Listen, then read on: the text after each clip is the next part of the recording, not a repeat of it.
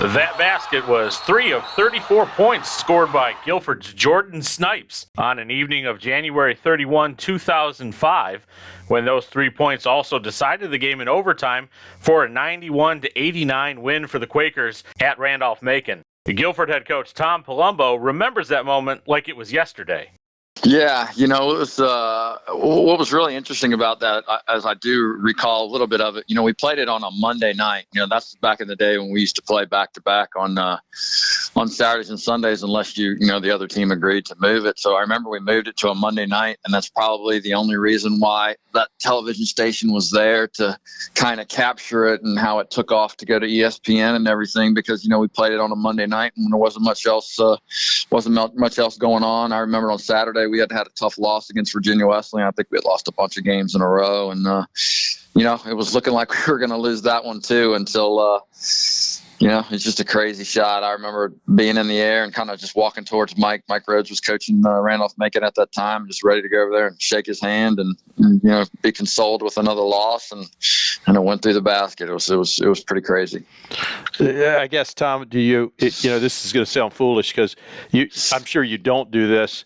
You don't waste time in practice shooting anything like that. I mean, is that just second nature for him? Is that something he messed around with? Or because we also have clips that show him making it in practice, and it only took a couple times. Yeah, Jordan played football in high school and was a quarterback. Had a really strong arm.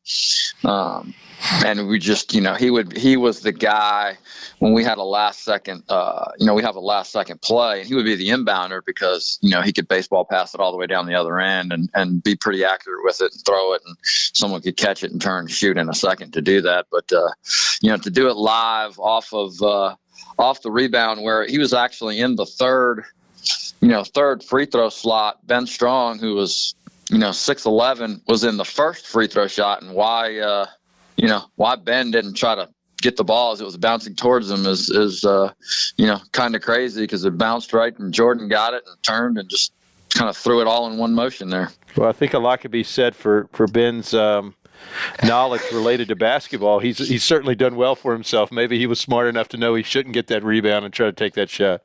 Yeah, for all I know, those guys had it worked out beforehand. I don't know. They kind of did things, we let those guys go out there and play. So they were doing some things on their own, and maybe that's one of the things they were doing. That's it, exactly. Yeah, Coach, talk a little bit about the team reaction through all that. Obviously, we have video footage where we're seeing a dog pile at the end. You're actually showing jumping around a little bit after the shot goes down. But talk a little bit about the team reaction, not just from the shot, but everything that came after it as well, too. Getting that spot on the ESPN top plays, that sort of thing, just the excitement that surrounded the play.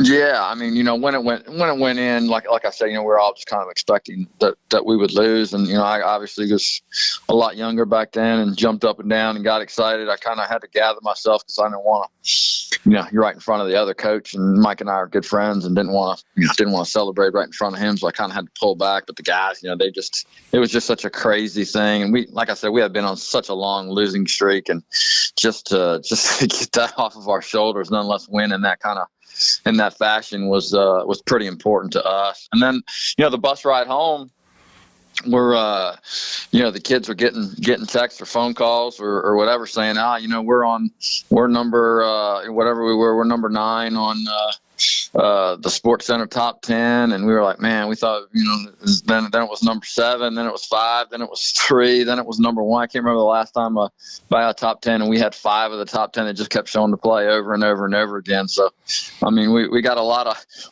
mileage out of that. We got a lot of publicity and a lot of good stuff for Guilford College after that crazy shot. Tommy, where is he now? What is he doing? Is this something that you see him or have an opportunity to interact with him at all? I'm sure it's a memory he'll never forget. Yeah, I see Jordan all the time.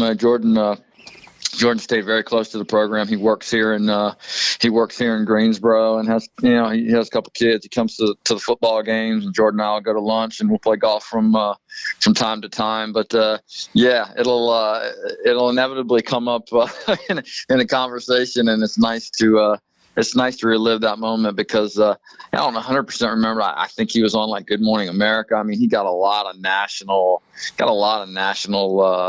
publicity out of that shot, and it was good because he played a really good game. That was one of his best games as a Guilford College basketball player. I think he scored over 30 points that night, and just kind of capped it off with a 80 whatever foot shot. Yeah, no, you're absolutely right. He had 34 points that night. But, my final question for you is, what'll get you jumping in the air like that again? Well, another shot like that, or is it going to have to be a Philadelphia Phillies World Series to get you to jump like that? Oh, man, I think it would have to be the top three, probably a Phillies World Series, a Rams Super Bowl, or another shot like that. Maybe those three things. Maybe that would get me. Two of them pretty old. Two of them probably will never happen. Not in my lifetime. That right? shot might happen again by chance, but the other two may not. Well, Coach, we thank you for joining us today. All right, thanks, guys.